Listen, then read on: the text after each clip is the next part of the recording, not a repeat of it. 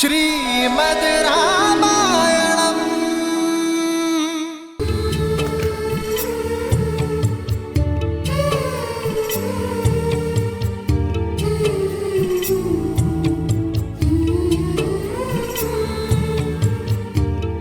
दो 210, 211, 212। ऐसे किस विशेष कार्य में डूबी हो सीते? भविष्य में झांकने का प्रयास कर रही हूँ। गिन रही हूँ कि हमारे वनवास में कितने दिन शेष है। देखिए, वर्ष भर भी नहीं बचा। सोए न जागे,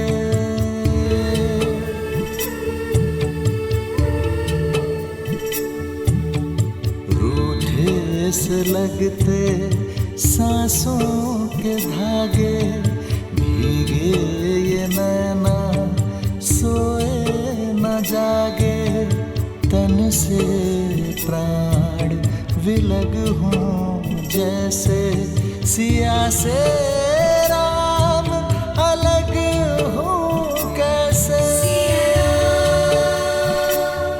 सिया राम, सिया राम, सिया राम, सिया राम, सिया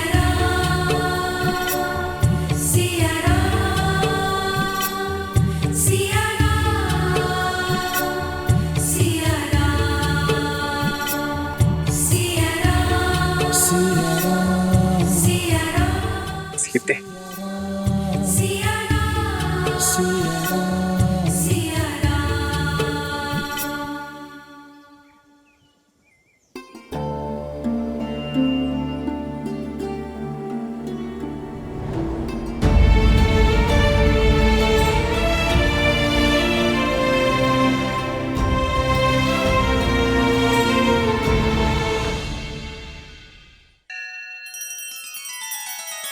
श्री रामचंद्र कृपालु भजुमन हरण भव भय दारुणम, नव कंज लोचन कंज मुख कर कंज पद कंजारुणम। सिया राम, सिया राम, सिया राम, सिया राम। आदर्श और मर्यादा की है ये कथा महापावनम, काट मद श्री से मिला दे श्रीमद् रामायणम, श्रीमद् रामायणम। सिया राम, सिया राम, सिया राम, सिया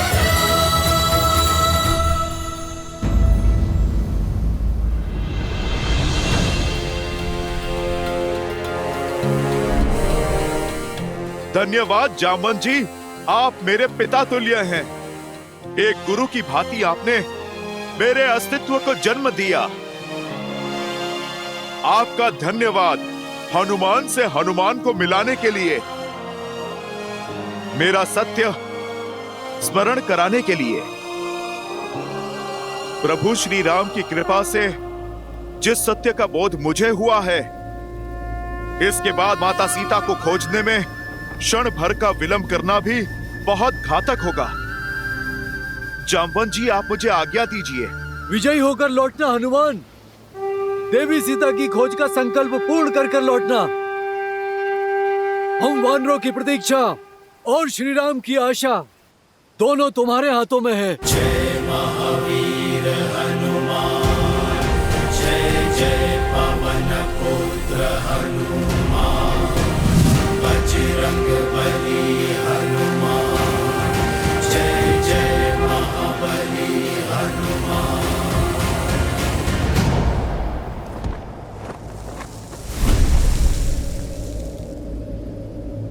जय श्री राम।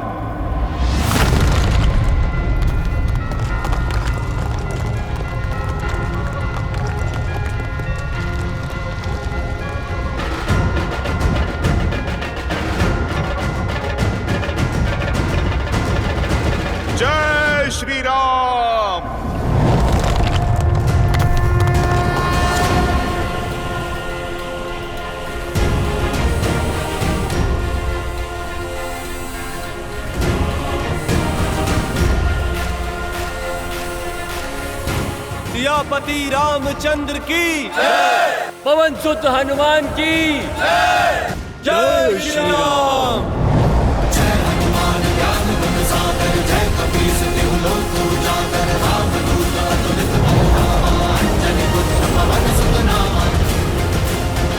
राम भक्त हनुमान आ रहा है माता सीता।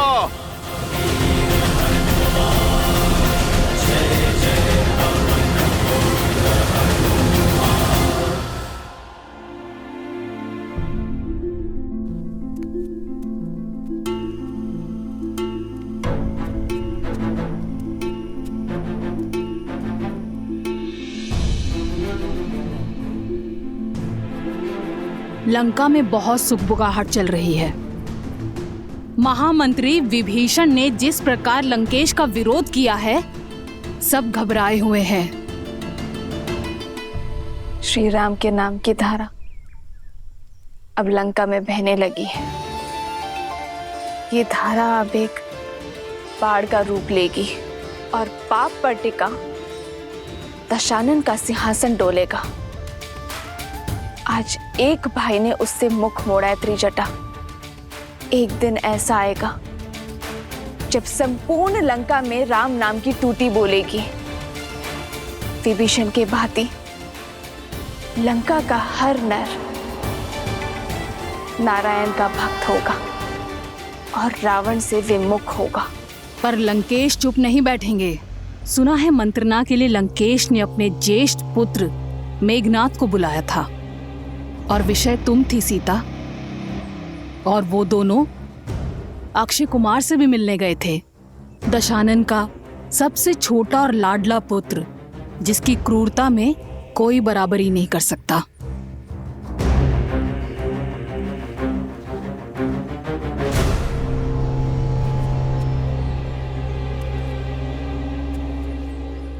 बस एक जटा इतना सा भोजन, इतना सा बंदोबस्त करने में भी बहुत कठिनाई हुई है। पहरा कड़ा कर दिया गया है, हर पख पर इतनी पूछताछ। ये लो,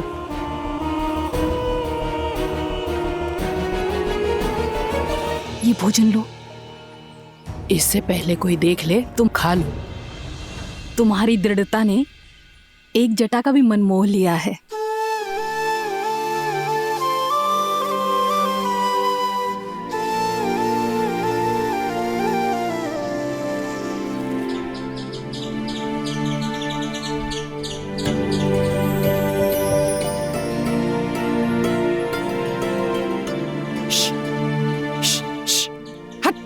नहीं एक जटा, रुको।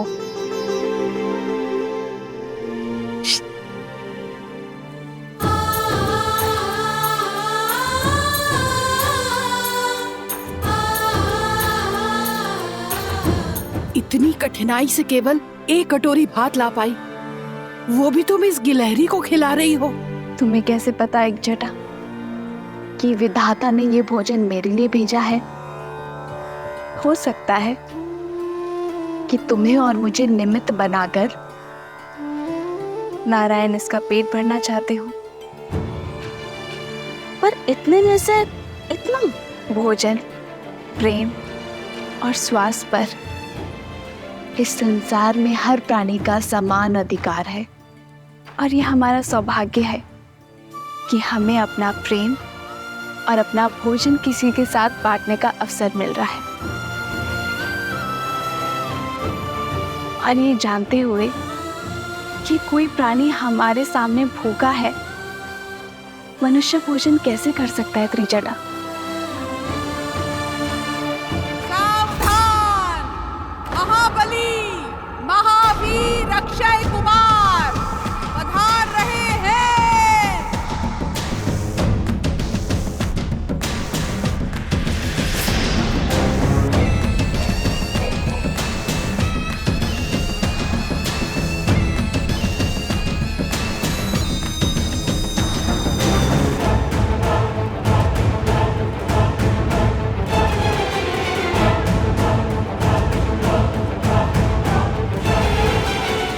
भोजन छुपाओ।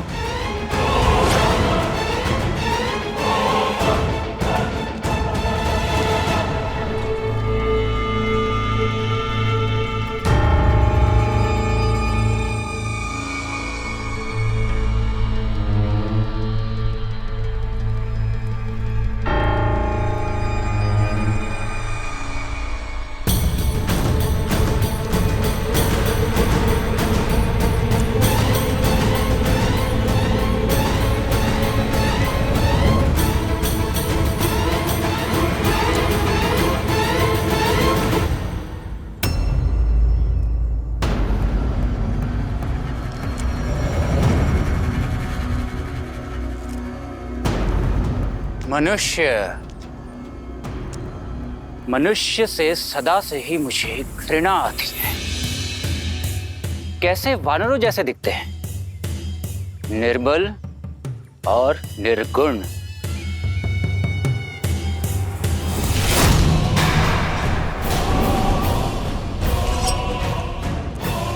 किंतु तुम भाग्यशाली हो सीता, जो मेरे पिताश्री का हृदय तुम पर आ गया। इसीलिए मेरे प्रकोप से सुरक्षित हो तुम। किंतु जानती हो, मनुष्य से भी अधिक घृणा किससे है मुझे? वो राक्षस जो ये भूल गए हैं कि वो राक्षस हैं और तुच्छ मनुष्यों के प्रति सहानुभूति रखते हैं। क्यों त्रिजटा? होनी चाहिए ना उनसे घृणा जो मनुष्य के प्रति स्नेह रखते हैं। लगता है लंका की अतिथि को तुम्हारा सत्कार भा गया है। बिना भोजन और पानी के भी कितना संतोष है मुख पर। अच्छा काम कर रहे हो।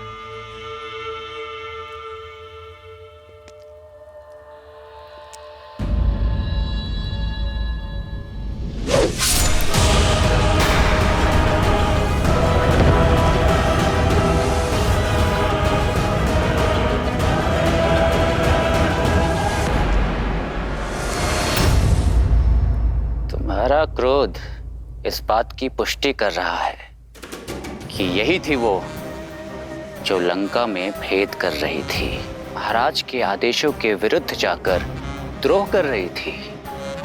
इसे ये दंड मिलना उचित था। अब तुम्हें पीड़ा होगी और अन्य शेष को सीख। ऐसे मत देखो मुझे, इसे मैंने नहीं मारा। इसकी हत्या का भार तुम्हारे कांधों पे है। तुमने विवश किया मुझे। इस अशोक वाटिका को रक्त रंजित करने पर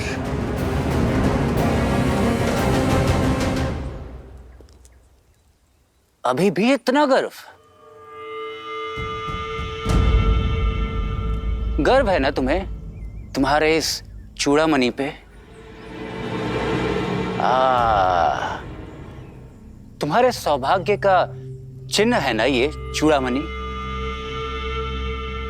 मन करता है इसे अभी अपनी हाथों से हटा दो, परंतु मैं ऐसा करूंगा नहीं। जानती हो क्यों?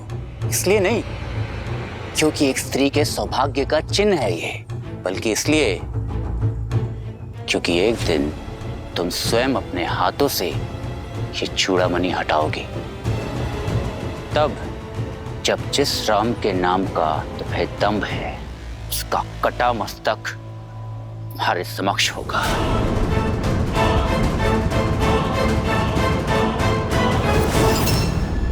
देखने में चतुर हो तो समझ ही गई होगी कि ऐसी हत्याएं और भी हो सकती हैं यहाँ।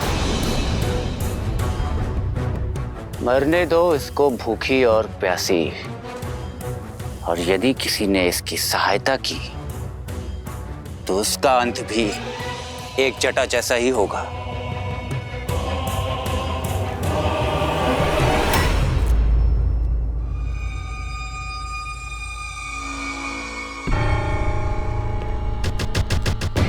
अरे हाँ, मैं तो अपना परिचय देना ही भूल गया। मैं हूं लंकेश पुत्र अक्षय कुमार, इस अशोक वाटिका का नया प्रमुख। तो मैं भी अपना परिचय दे देती हूँ अक्षय कुमार। मैं रघुवंश की कुलवधू रघुनंदन श्री राम की धर्म पत्नी सीता हूँ। सत्य कहा तुमने। ये चूड़ामणि मैं अपने केशों से अवश्य उतारूंगी, और जिस दिन ऐसा होगा उस दिन से लंका का, लंकेश का और तुम्हारा सर्वनाश प्रारंभ होगा।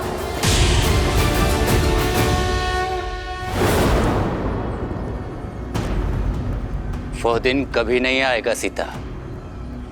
क्योंकि उससे पहले ये भूख और प्यास तुम्हें मार डालेगी।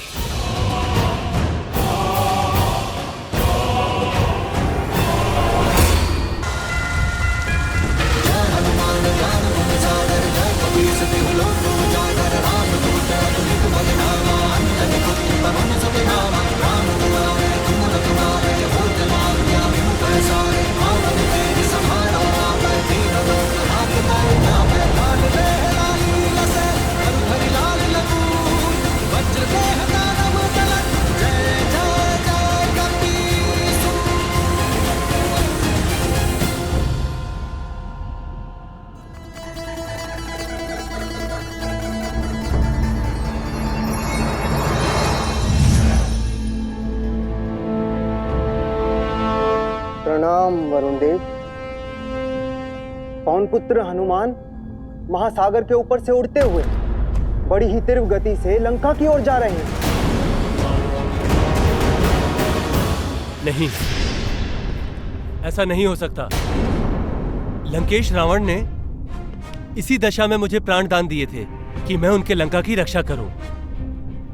उनकी इच्छा के बिना किसी को भी उनके राज के भीतर न जाने दूं। परंतु हनुमान तो स्वयं शिव के अंश हैं। श्री राम के काज से जा रहे हैं वो। एक और हनुमान है जो धर्म और न्याय की रक्षा कर रहे हैं, और दूसरी ओर मैं हूं जो अपने वचनों को निभाने में लगा हूं। मुझे हनुमान को रोकने का प्रयास करना होगा, उनके मार्ग में अवरोध उत्पन्न कर उन्हें भटकाना होगा, इस आशा के साथ कि राम भक्त अपना कार्य सिद्ध कर सकें। हे नारायण, मुझे इस धर्म संकट से लड़ने की शक्ति दें।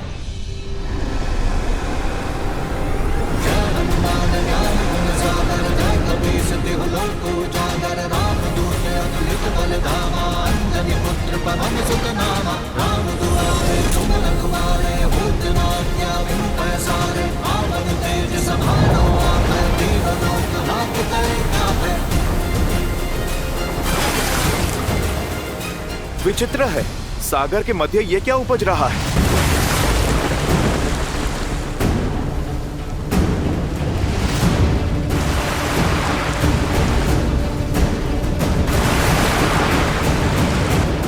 मार्ग बदलना होगा।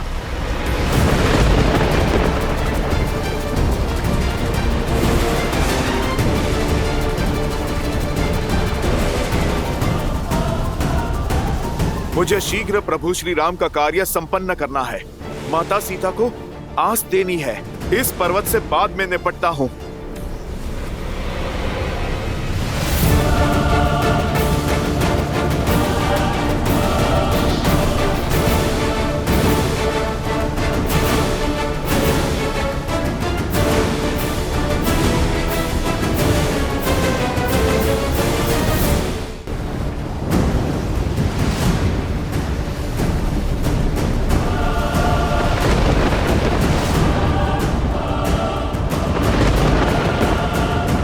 कौन हो तुम जो धर्म और कर्तव्य के मार्ग की बाधा बन रहे हो?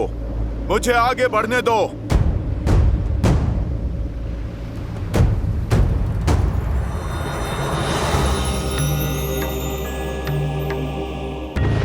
पवन पुत्र हनुमान, मैं शत्रु नहीं, मित्र हूं। मैं जानता हूं कि आप श्री राम के बताए हुए दायित्व को पूर्ण करने चले हैं, किंतु बिना विश्राम किए तो सूर्य भी नहीं चलते, वो भी संध्या को रुक जाते हैं। आपकी यात्रा बहुत लंबी है, इतने योजन चलकर थक गए होंगे। कुछ देर मेरी चोटी पर विश्राम कर लीजिए, आहार ग्रहण कर लीजिए और फिर नई चेतना और ऊर्जा के साथ आगे बढ़िए। अपने प्रभु का काज किए बिना मैं विश्राम नहीं कर सकता। यात्रा सच में लंबी है और हर एक क्षण बहुमूल्य। आप कृपा करके मार्ग को छोड़िए। और वैसे भी अपरिचित से सहायता अशुभ के सूचक हैं। पवन पुत्र हनुमान, मैं अपरिचित नहीं हूं। मैं हिमालय पुत्र मैनाक पर्वत हूं। एक बार आपके पिता पवन देव ने मेरी सहायता की थी जिस समय इंद्रदेव सभी पर्वतों के पंख काट रहे थे और पवनदेव की सहायता से मैं यहाँ आया और मेरे पंख अब तक शेष हैं, बस उसी का ऋण चुकाने की मंशा है। मेरा आतिथ्य स्वीकारें। आतिथ्य अतिथि स्वीकार करते हैं। मैं अपने स्वामी का कार्य करने आया एक सेवक हूं। मैं प्रभु श्री राम का कार्य करने हेतु निकला हूं। मुझे शीघ्र प्रभु श्री राम का कार्य पूर्ण करके जाना होगा। प्रभु मेरी प्रतीक्षा में होंगे। आप कृपया करके मेरा मार्ग छोड़िए। अधर्म तो मेरा आतिथ्य अस्वीकार करना भी होगा। मेरे पास यही एक अवसर है वायुदेव के ऋण चुकाने का, इसलिए आपसे पुनः निवेदन कर रहा हूं।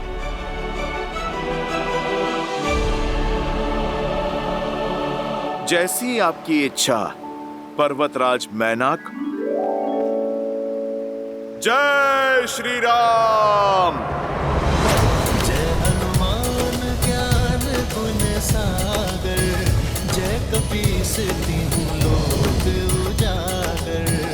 रामदूत अतुलित बल धामा, अंजनी पुत्र पवन सुत। लीजिए पर्वतराज, आपके आतिथ्य का मान भी रह गया और मेरे पिताश्री का ऋण भी चुक गया। लीजिए, मैंने आप पे एक लघु क्षण विश्राम भी कर लिया, ऐसा आप समझिए। अब आप मुझे आज्ञा दीजिए। भगवान की पीड़ा का निदान अपने भक्त को पुकार रहा है।